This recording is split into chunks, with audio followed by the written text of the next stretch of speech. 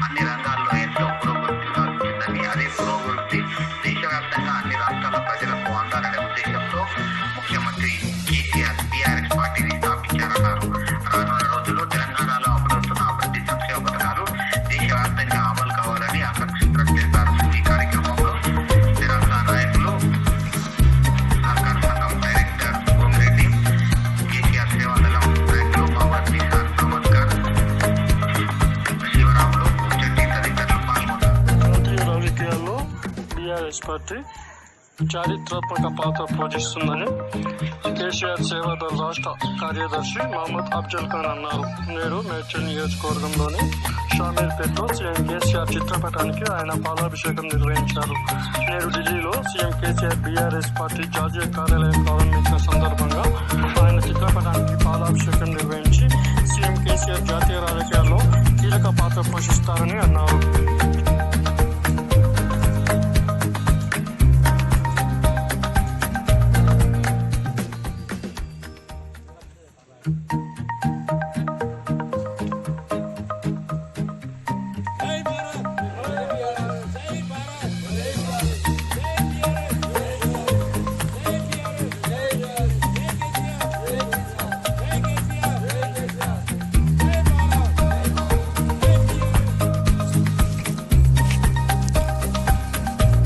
జై భారత్, జై కేసీఆర్.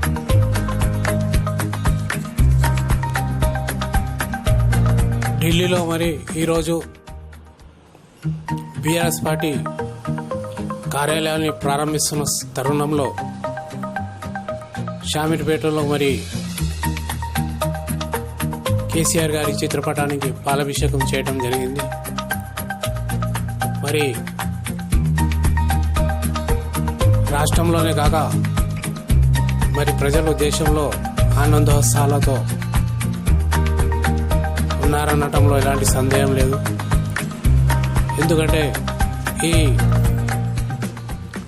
రైతు వ్యతిరేకి అయిన ప్రభుత్వం పట్ల మరి చాలా కోపంగా నిరసనలతో ఉన్నారు. మరి కేసీఆర్ గారు తెలంగాణలో ఏ విధంగా అభివృద్ధి చేశారో మరి యావత్తు దేశంలో కూడా ఈ విధంగానే అభివృద్ధి చేస్తారని మరి ప్రజలంతా ఎదురు చూస్తున్నారు ఈ తరుణం కోసమే. మరి ప్రతిపక్షాలు గిట్టిన వారు మరి ఎన్నో చెప్తారు, మరి వాటిని పట్టించుకోవాల్సిన అవసరం ఉండదు. మరి ఈ తరుణంలో కేసీఆర్ గారు ఒక అడుగు వేసి మరి తెలంగాణ కోసం మరి నడుము బిగించకపోతే ఈరోజు తెలంగాణ వచ్చేదే కాదు. మరి 2 దఫాలుగా మరి తెలంగాణను పాలించిన పిదప మరి వారి ఆలోచన మరో అడుగు ముందుకు వేసి ఈ దేశ ప్రజల సుభిక్షం కోసం మరి నడుము బిగించారు. మరి ఎవరో ఒకరు అడుగు వేయాల్సి ఉంటుంది, మరి ధైర్యం చేసి ముందుకు పోవాల్సి ఉంటుంది. ఆ విధంగా పోయినప్పుడే మరి వారి వెంట ప్రజలు మరి తండోపతండలుగా రావడం జరుగుతుంది. మరి అది నిస్వార్థంగా ఉన్నప్పుడే, మంచి పాలన అందించినప్పుడే మరి ప్రజల నాయకుడు అని అనిపించుకుని ముందుకు సాగినప్పుడే ఇది సాధ్యమవుతుంది. కాబట్టి మరి ప్రతిపక్షాల అర్థం పర్థం లేని వ్యాఖ్యలను, వారి గోలను మనం సీరియస్గా తీసుకోవాల్సిన అవసరం లేదు. ఎందుకంటే పని చేసుకుంటూ మనం ముందుకు వెళ్తే ప్రజలు మన వెంటుంటే ఎంతకైనా వెళ్ళొచ్చనేది మరి కేసీఆర్ గారి ఆలోచన. మరి ఆ ఆలోచనతోనే మరి ఒక అడుగు మరి ముందుకు వేసి వారు జాతీయ రాజకీయాల్లో అడుగు పెట్టడం, మరి తెలంగాణ రాష్ట్రంలోనే కాక యావత్తు భారతదేశంలో మరి ఆనంద ఉత్సాహాలతో ప్రజలు ఉండటం. ఈ తరుణంలో మరి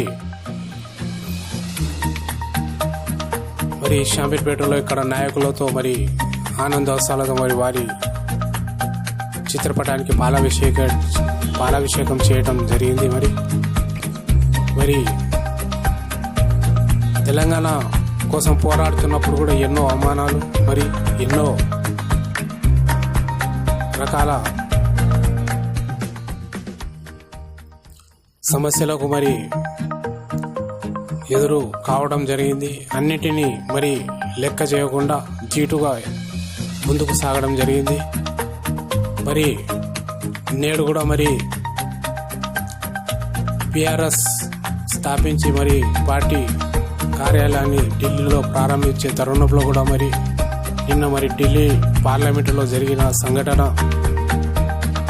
తెలంగాణ వారికి హిందీ రాదు అని హేళన చేయడం, మరి అదేవిధంగా వారు ఏం ప్రభుత్వం స్థాపిస్తారు, వారిని బయటికి తోసేయండి అని చెప్పడం, హేళన వ్యాఖ్యలు చేయడం, మరి వారికి ఇలాంటి మాటలు చెప్పే అధికారం ఎవరిచ్చారు? ఎవరినైనా కూడా హేళనగా మాట్లాడకూడదు. ఎందుకంటే తెలంగాణలో ఎంతో మంది మరి పండితులు ఉన్నారు, మేధావులు ఉన్నారు, హిందీ పండితులు ఉన్నారు. మరి వారికి హిందీ నేర్పించే విధంగా మరి తెలంగాణలో హిందీ పండితులు ఉన్నారని ఈ సందర్భంగా తెలియజేసుకుంటూ, ఎలాంటి అవమానాలు మరి భరించడానికి తెలంగాణ రాష్ట్రం కాదు. ఎవరైనా మరి ఆత్మగౌరవం ఉన్నవారు సిద్ధంగా ఉండరు. కాబట్టి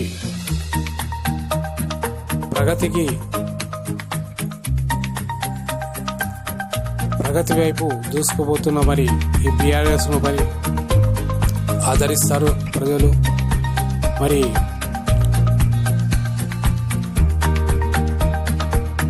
కేసీఆర్ గారి వెంట మరి యావత్తు భారతదేశ ప్రజలు ఉంటారని భావిస్తూ మరి మరోసారి రాష్ట్ర మరి దేశ ప్రజలకు ఈ సందర్భంగా బీఆర్ఎస్ పార్టీ కార్యాలయ స్థాపన సందర్భంగా శుభాకాంక్షలు తెలియజేసుకుంటూ, మరి ప్రజలు కేసీఆర్ వెన్నంటే ఉంటారని తెలియజేసుకుంటూ ముగిస్తున్నాను. జై భారత్, జై కేసీఆర్, జై భారత్, జై కేసీఆర్, జై భారత్, జై కేసీఆర్.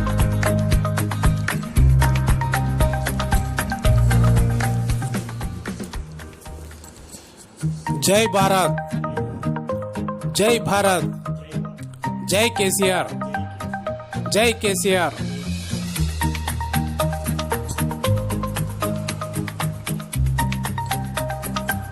आज नई दिल्ली में बीआरएस पार्टी कार्यालय स्थापना की इस खुशी पर तेलंगाना राष्ट्र में ही नहीं, तमाम भारत में भारत की प्रजा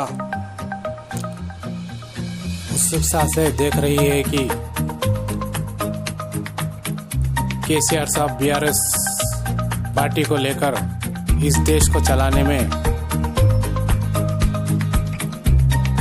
आगे आएंगे और सही कदम उठाकर इस किसान से लेकर हर तबके के हर वर्ग को उन्नति की राह दिखलाएंगे. यह राह हर कोई देख रहा है, क्योंकि पिछली सरकारों से ये देश के लोग उब गए हैं.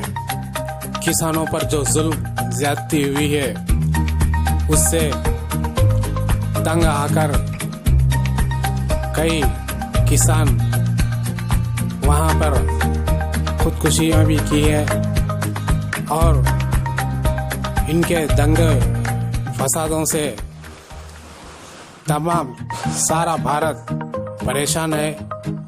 कुछ लोग बोल सकते हैं, कुछ लोग डरकर मुंह खोलने से भी डरते हैं. इसलिए यहाँ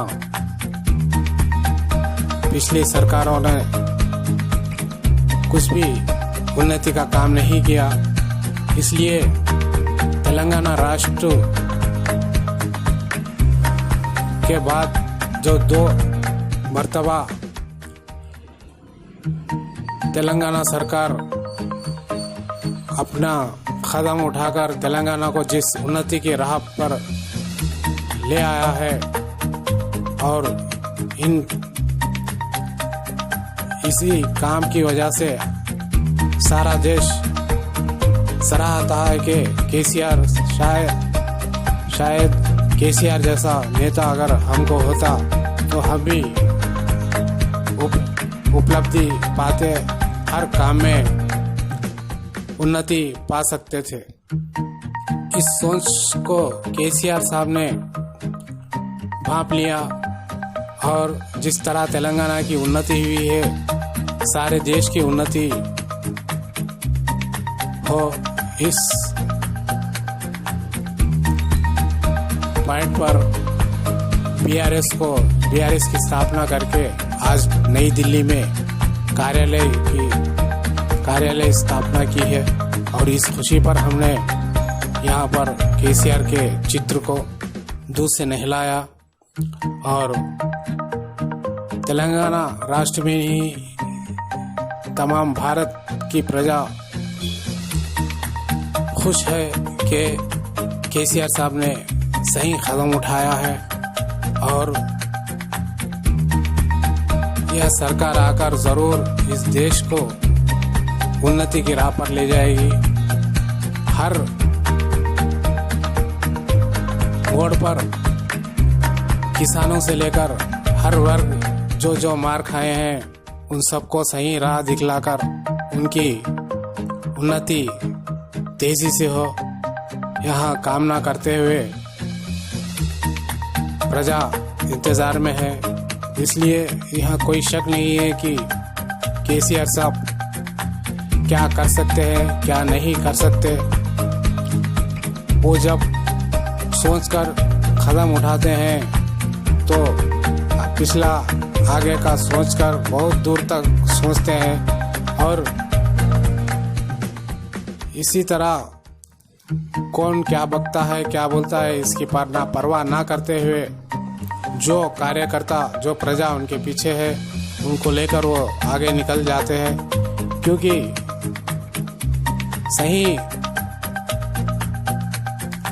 लीडर की यही पहचान होती है कि वो भला पहले अकेला ही रास्ते पर निकलने के बाद उसकी कामयाबी के सबब सारी प्रजा सब उनके पीछे हो जाते हैं और तेलंगाना राष्ट्र का सिद्ध होने के बाद यही हुआ और बीआरएस की स्थापना करके एक और कदम उठाकर इस देश को उन्नति की राह पर ले जाने का जो सोच बीड़ा कांधे पे लिया है वो जरूर पूरा होगा और तेलंगाना हासिल करने में तेलंगाना के जो विरोध में नेता और कुछ लोग थे जो तेलंगाना आना उन्हें पसंद नहीं था, उनकी वजह से कई विद्यार्थियों ने भी खुदकुशी की और उनकी वजह से तेलंगाना आना भी देर हुआ और तेलंगाना की प्रजा अपनी आत्मगौरव हासिल करने के लिए तेलंगाना हासिल की। लेकिन तेलंगाना उस टाइम पर भी तेलंगाना की प्रजा को अवमान सहना पड़ता था और आज भी अवमान जगह जगह पर सहना पड़ रहा है। लेकिन ये नया नहीं है। इसीलिए कल जो दिल्ली पार्लियामेंट में हुआ, कुछ लोग बोलते थे कि हिंदी कमज़ोर है, वो क्या सरकार बनाएंगे, उन्हें बाहर निकाल कर फेंक दो वरना खामोश बिठा दो। उनको यह हक किसने दिया कि सभी इंसानों की आदर करना मानवता होती है और इस मानवता के तहत हम अगर आगे बढ़ते हैं, कोई भी हो, किसी का भी अपमान करना सही बात नहीं है। वहाँ जो शख्स मानवता की इज्जत नहीं करता वो क्या पालन करेगा। इसीलिए अगर केसीआर की सरकार आ जाती है तो सबका सम्मान होगा, सबका आदर होगा और ये देश उन्नति की राह पर जरूर चलेगा। यहाँ सबका सोचना है, इसीलिए जो टेढ़ा सोचते हैं वो टेढ़े ही रहकर रह जाते हैं। इसीलिए सही सोचना चाहिए, सही कदम उठाना चाहिए। इस तरह हम कहते हैं कि तेलंगाना में ऐसे ऐसे पंडित हैं जो सारे संसार को पढ़ा सकते हैं और ऐसे ऐसे मेधावी वर्ग लोग हैं। इसीलिए यहाँ की प्रजा को किसी को भी अपमान करने का हक किसी को नहीं है। वैसे तो हिंदी पंडित तो बहुत है, अगर हो सकता है दिल्ली में भी किसी की भी हिंदी कमजोर हो वो यहाँ के पंडित उनको भी हिंदी सिखाते सकते हैं। इसीलिए आगे ध्यान दे, किसी का अपमान ना करे। और हम चाहते हैं कि केसीआर साहब के साथ सारी जनता हो, सारी देश की प्रजा हो और ज़रूर ये बीआरएस इस देश को उन्नति के राह पर ले जाने के लिए कायम रहेगी और सबका साथ होगा, सबका विकास होगा और झूठे सरकारों का मुंह काला होगा। जय भारत, जय भारत, जय केसीआर, जय केसीआर। धन्यवाद।